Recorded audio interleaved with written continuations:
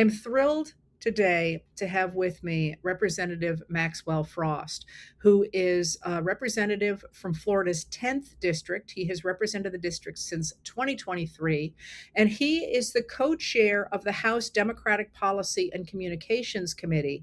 But we're going to be talking about something a little bit different today than what is in the news. It's probably what should be in the news, but we'll talk a little bit about the Epstein files today. So, Representative Frost, thank you so much for being here this morning. Of course. Thanks for having me on. It's good to be here.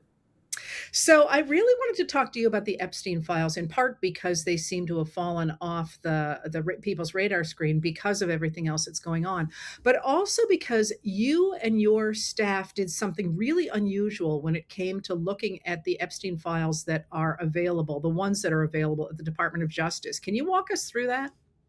Yeah, well, for people who don't know, just to take us a few steps back, right? Donald Trump ran on releasing the Epstein files, right? It was one of the central points of his campaign. It's how he got a lot of different communities off the internet, especially a lot of young people who've been looking into this, involved in his campaign, and it's something he talked about time and time again. Okay. Then he gets elected. We don't hear anything about the Epstein files anymore, and people start bringing it up. Why aren't you talking about it? Why haven't you released it? And then we start hearing different things from different people, right? Kash Patel, under oath, says, we have nothing that shows that Jeffrey Epstein did anything criminal. I mean, that's what he said, right? Then you have Pam Bondi, who invites right-wing influencers to the White House and gives them these folders that are say they're the Epstein files, but they really weren't, and it was just something that they did. So then in Congress, we start looking into it even more and say, no, we do need these files released. Number one, you ran on it. But number two, more and more, we're finding out that there's an elite group of billionaires and politicians and elite people in this country and around the world who were a party to these crimes. When we talk about a two-tier justice system, we see in this country that depending on how much money you have in your bank account or what your connections are, you might or might not have to face accountability for your crimes. And obviously human trafficking, pedophilia, sexual abuse, assault, rape, these are all the things that have happened within connecting to the crimes of Jeffrey Epstein. So fast forward, we get the bill passed to release the files. Pam Bondi and Donald Trump are engaged in the greatest cover-up that we've seen in terms of the Epstein files. And they released a good amount of the files, but not all of them.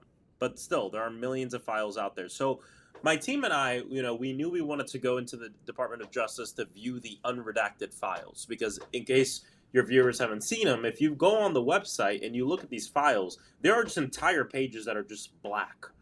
And it just shows that they're really not interested in transparency. In fact, a lot of these documents are documents that have to do with Donald Trump, that they have completely redacted, or in many cases, they put them online, people found them, and then they ripped them off. They took them off the internet, so people can't see them anymore. So we said, look, there are people around the world, really, who have been following this closely for years. People who have a deep understanding of what Jeffrey Epstein did and have really good questions informed by their own research and their own work that they've done. So we took to the internet, and we went on Reddit, and we asked people, we told people, hey, I'm Congressman Maxwell Frost. I'm going to the Department of Justice tomorrow to look at the unredacted Epstein files. What should I be looking for?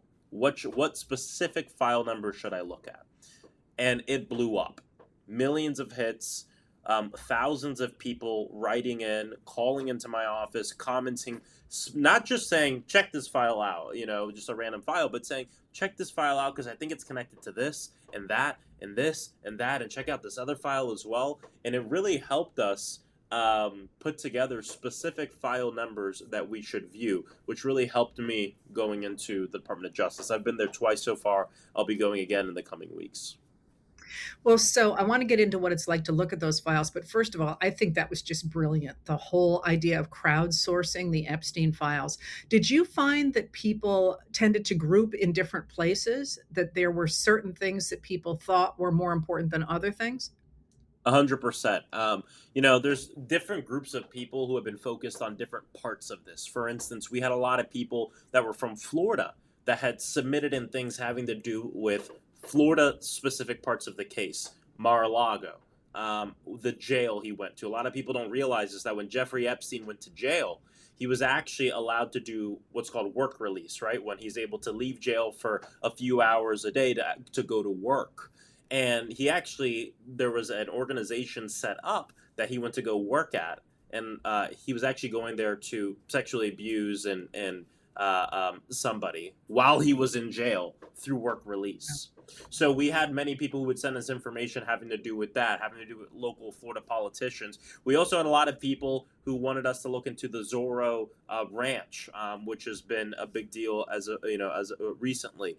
So there's different folks who I think have really focused in on very different parts of this, and it makes me think a lot about my own dad, who after the JFK assassination joined a group of local people in his community and people across the country that would just look into it, right? Research, try to figure out more information. I mean, there's in my house that I grew up in, there's a bookcase full of JFK books, right? Of what happened on that day.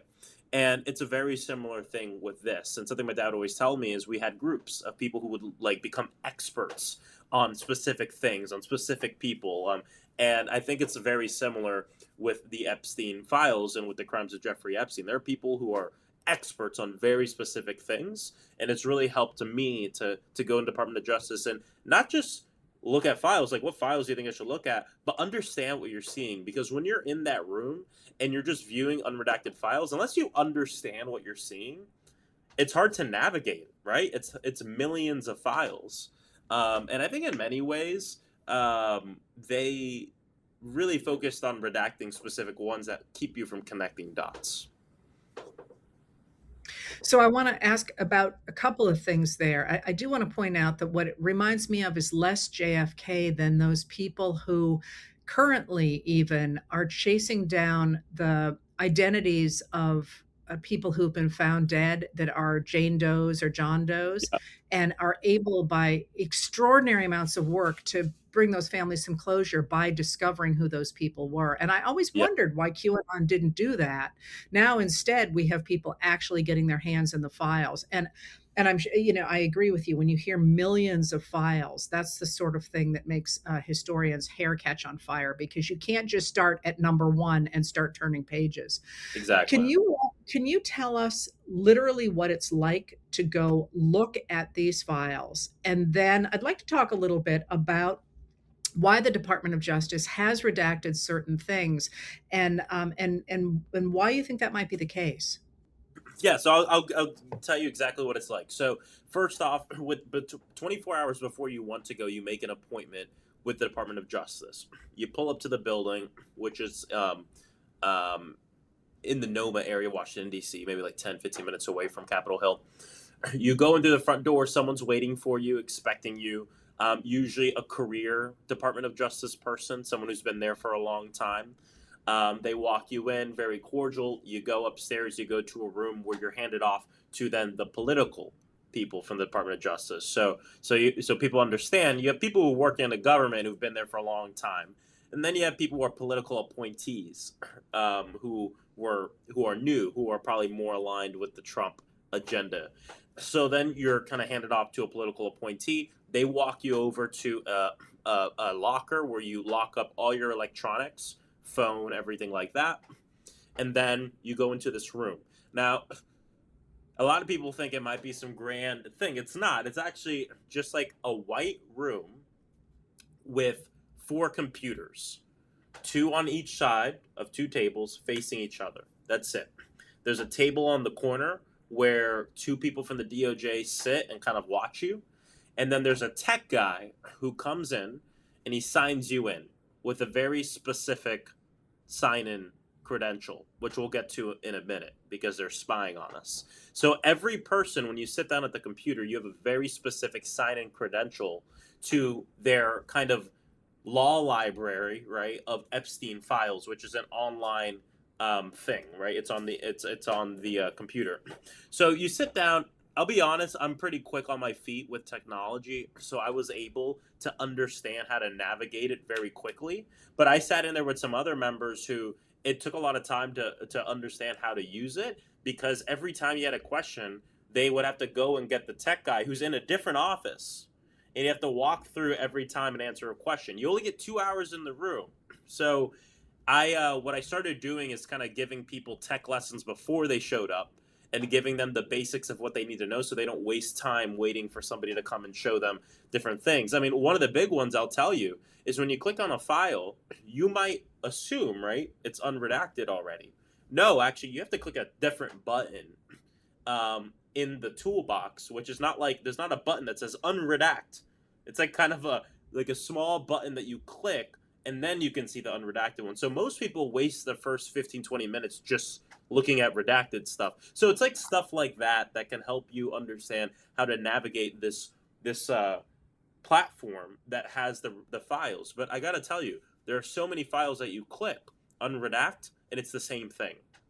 And in fact, what I wanted to do is have them side by side, so I could really understand how unredacted are the files. And the tech person came in and told me, you're not able to do that in this system. You're not able to have it side by side, which is crazy. I actually found a way to do it anyway, by using a specific keystroke. And by doing that, I was able to kind of ascertain that files connected to Donald Trump were still redacted by and large. Files that had nothing to do with victim names and everything to do with exposing clients were completely redacted as well. I'll tell you, a lot of people have reached out to me and said, Maxwell, how come you haven't gone to the floor and read out a client list? I haven't seen a client list. I've seen a list of co-conspirators, which Ro Khanna went to the floor and he read those names out loud. I went to the floor last week and read some of what I read out loud. But a lot of the co-conspirators, we already know, right? It's like public information. A lot of these names are already out there. The thing that people want is that the list of clients of people who were part of this by paying for it essentially. And I have not seen something like that unredacted yet. The files where I feel like it could be hidden in it, for instance, there's a diary from one of the victims that you could redact anything that would give away the name of the person, but why are entire pages redacted? Entire pages of the diary are redacted. Most of it's redacted, and conceivably, there's some information there that'll help us. I look, so that's just a little bit about that. Wait, stop. So are you saying that even the files that the Department of Justice is showing to Congress people claiming that they are unredacted are still redacted? You can't unredact them yourself? 100%. Not all of them, but a lot of them. And it would be a lot of the ones that you think, let's go see it. For instance, one of the charging documents that came from the or came from the attorney, Alex Acosta, in West Palm, which is probably one of the most important things we can see, completely redacted to us, members of Congress. They said you can go in and view everything unredacted. It's a lie. And in fact, I asked the Department of Justice because I had a whole thing pulled up that had to do with Donald Trump. And I said, why is this redacted? And they said, we received it that way. I said, what do you mean you received it that way? They said, well, we at the Department of Justice received it from the FBI. And so conceivably, they gave it to us redacted. We just unredacted the things that we had redacted to the public, which means Kash Patel's FBI, of course, has redacted things having to do with Donald Trump and having to do with clients, conceivably his friends, which is exactly what he told Marjorie Taylor Greene on the phone. Stop this because my friends will be in trouble.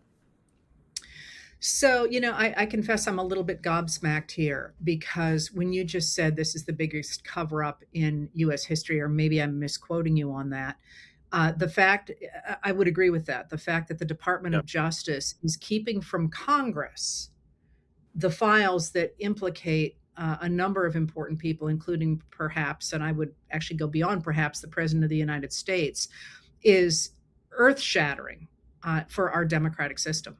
It is, and I did say I do believe this cover up is the biggest one that we've seen from a president in our country's history, because it doesn't have to just do with the cover up itself or the political pressure he put on members of his own party, but also has to do with the fact that they invited us in to view these unredacted files, which, by the way, we compelled them to do through law.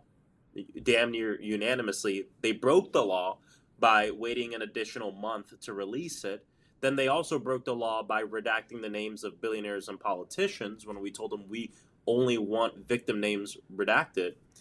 But it's not even just all that, Heather, but it's also the fact that they spied on us as we were viewing the documents, not just to see what we were looking at and say, look at that, but to then use that on the political side to harm us politically for looking into it. And what I mean is, for people who don't know, Pam Bondi was testifying to the House Judiciary Committee, where she was pummeled for the cover up of the Epstein files. And many of you saw the photo that she had this binder, like she had one binder per Democratic member.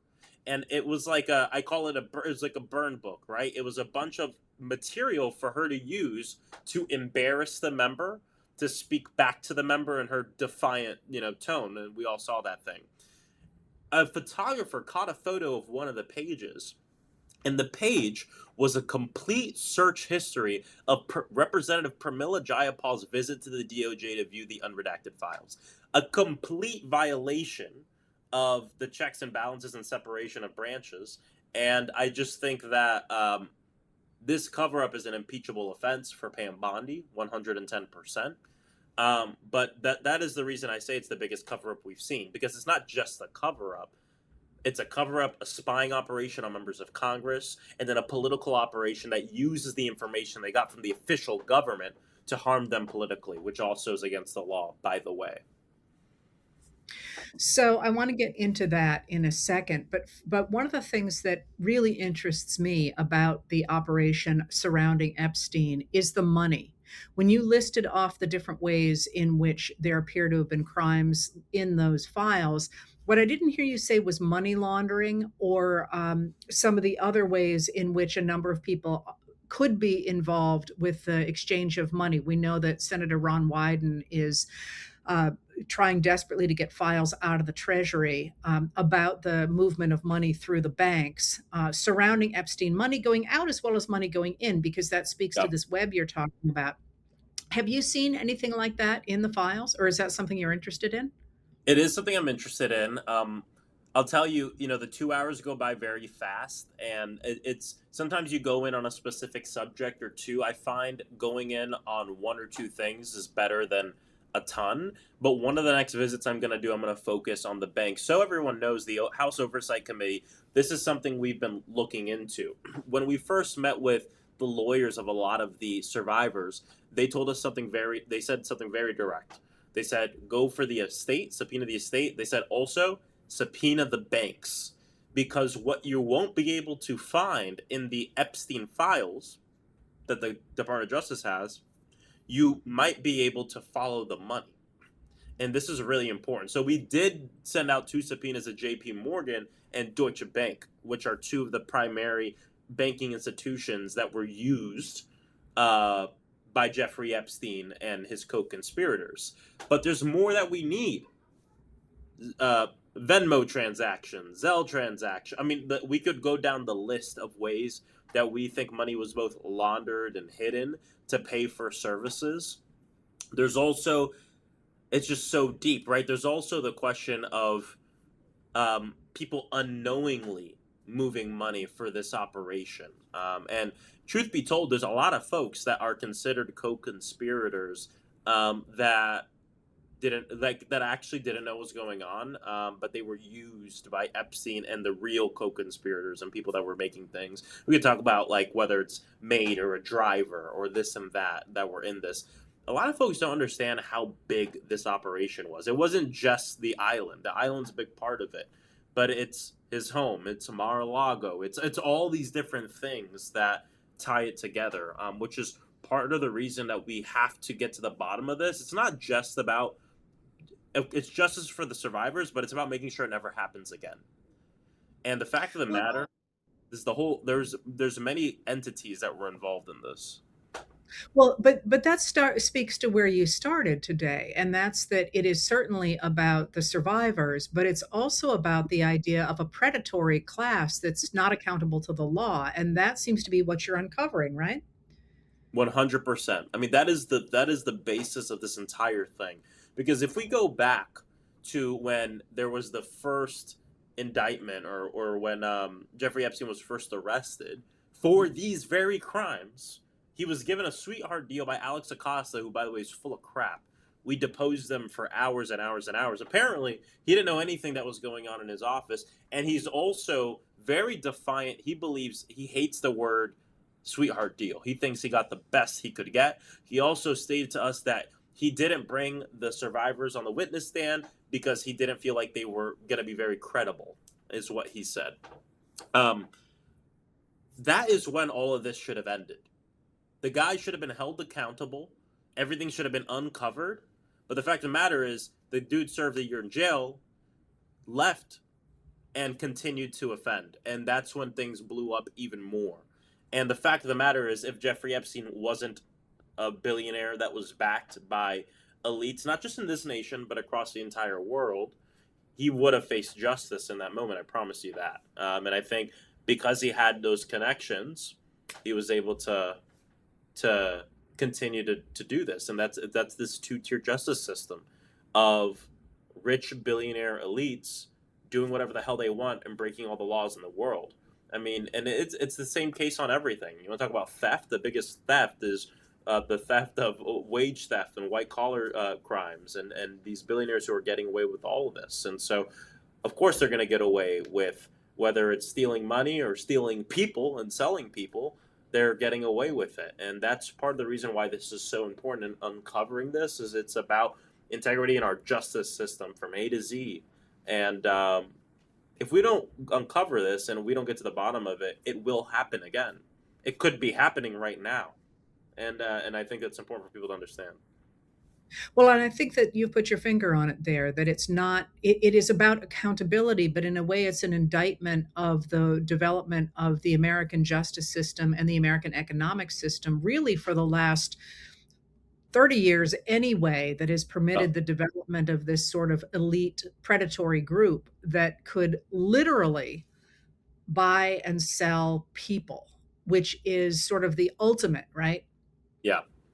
And what happens too, Heather, is that it's also connected, because as they consolidate power in our economy, and as they continue to own everything from the things that we watch, the news that we consume, the buildings that we live in, the cars that we drive, when fewer and fewer people have the keys to society, it is more likely that even when they commit the most heinous of crimes, that they are bailed out and protected because they own the keys to society.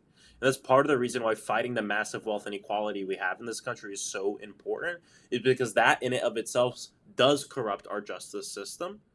And it puts in considerations to politicians and people like that, that should not exist. I mean, how much money you have in the bank, the companies you own, all of that should not be a consideration when we're talking about you facing justice. But when you have Alex Acosta, the U.S. attorney who gave him the sweetheart deal, who then years later becomes the Secretary of Labor for Donald Trump, you really realize that it's one big club and none of us are part of it. And I think it's really important for us to uncover what this is all about. Well, so that does raise the question now. It seems very clear from looking in from the outside that the Department of Justice under Attorney General Pam Bondi is openly breaking the law. I believe this morning they said they're done. There will be no more Epstein files coming out.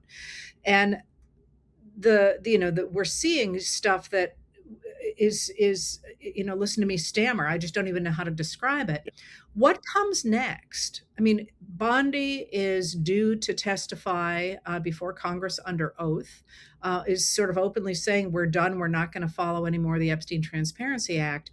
What does it look like might happen to try and bring some of this to some sort of accountability? Well, I believe Pam Bondi needs to be impeached. I think she has done multiple impeachable offenses, paramount of which is the cover up of this Epstein investigation and her complete defiance of Congress. I think that is an impeachable offense. Now, where do we go from here? Well, first off, we've been trying to subpoena Pam Bondi on the Oversight Committee for damn near a year. We have not been able to do it. However, just a few days ago, as you just said, we were finally able to get a couple Republicans on, because believe it or not, I think it's important for people to understand this, that part of the ways, and you're historian, you know throughout history, authoritarians usually are not gifted legislators. They usually what they do doesn't have a ton of staying power, right? It's usually a legacy or something that you can work at undoing it and building back our democracy afterwards. But the way that they rule has to do with people obeying in advance and an opposition that believes there's nothing they can do. I mean, when the opposition says there's nothing we can do, you've given the authoritarian the real power that they want. I think about DEI. People would think there's probably a bunch of DEI laws Congress passed because all these companies are getting rid of it. Well, no, we've passed zero laws having to do with that. There's zero law having to do with that. It is people obeying in advance and giving power to the authoritarian before you've told them, no, you're gonna have to, you're gonna have to do something about it. So the reason I bring this up is I know people feel hopeless in this moment, but do not buy into a politics of despair and feel like there's nothing you can do, because when we do that, we've lost half the battle already. And so, yes, we know we don't have the votes to subpoena. We knew we didn't have the votes to subpoena Kristi Noem, but Donald Trump, because of the way the country's falling apart, the economy's falling apart, wealth inequality is blowing up, politicians are starting in the Republican Party to little by little defy Trump at different parts. Now, is it because they woke up one morning and they felt like, let me be a good person? No. It's because they're getting the polling numbers in their districts. They're getting the polling numbers and they're feeling like they might lose their job. So we were able to get 4 Republicans to vote with us to subpoena Pam Bondi. And that's really important because having her in front of us testifying under oath, working at and covering on a national scale, this cover up is going to help us moving to eventually impeaching her, which I think is something that will, knock on wood, hopefully if we're able to get in the majority, is something we need to move forward once we're in the majority. I think we could move it forward now as well, but I think in this hearing, looking at the way that the Republicans question her might help give us some insight as to whether or not we can move through impeachment and it be successful. Look at what happened with Kristi Noem. She lost damn near a ton of Republicans in the Senate and in the House as well. And Trump, I think part of the reason Trump fired her is because he knew that impeachment was inevitable there. And so it just shows that we have to continue putting the pressure on. There's some Democrats who think that in this moment we need to lay low, be very risk adverse, and let them mess up and people will run to our arms. I don't think that's true. I think in normal times, maybe that's true. We're not in normal times. Well, so what you're saying to people, it sounds like, is to keep the pressure on all of these issues, including the Epstein files. 110%. And people continue, definitely, know that all these issues are so deeply connected to a small group of billionaires and mega corporations protecting themselves from the law and trying to make as much money and consolidate power. That is what the whole damn thing is about, from the Epstein files to the big beautiful bill to everything. Well, I hope that you will come back at some point and talk to me about that, because that, of course, is the project near and dear to my heart, is the concentration of wealth and how one addresses that. But I want to thank you so much for being here. I feel like I've got so much better an idea of what's happening in that DOJ room and what the files look like and why it matters. So thank you so much for coming, and good luck up there on the Hill these days. It must be absolutely wild. It's completely wild, and but I'm really proud to be able to go to Congress and say I represent Orlando, Florida, and be a loud progressive voice from the South. So thanks for having me on. Thanks for all your work. Thanks everybody. They're lucky to have you. Thank you everyone for being here, and I'll talk to you soon.